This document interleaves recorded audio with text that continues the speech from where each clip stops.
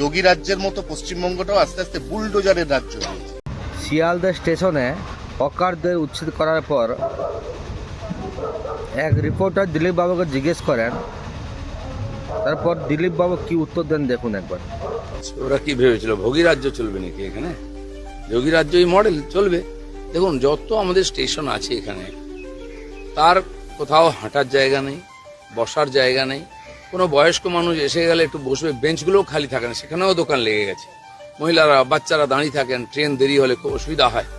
বৃষ্টি হলে শেডের মধ্যে যেতে পারেন না, সেখানে দোকান লেগে গেছে। হঠাৎ ট্রেন থেকে নামলো এক গাদা লোক, হাঁটার জায়গা নেই, ট্রেন একটু ঢুকে গেছে, ছুটে গিয়ে আমরা ট্রেন ধরি, 5 জনের সঙ্গে ধাক্কা লাগবে, এইটুকু সরু রাস্তা আছে, সব জায়গায় দোকান। তো যে যেখানে পাচ্ছে বসে পড়ছে, ওখানে খাচ্ছে দাচ্ছে, ঘুমোচ্ছে, নোংরা করছে, কোনো প্রতিবিধান হয় না। যেখানে আরপিএফ করতে পারবে পরিষ্কার করবে, না হলে পুলিশ তাকে সাহায্য করবে।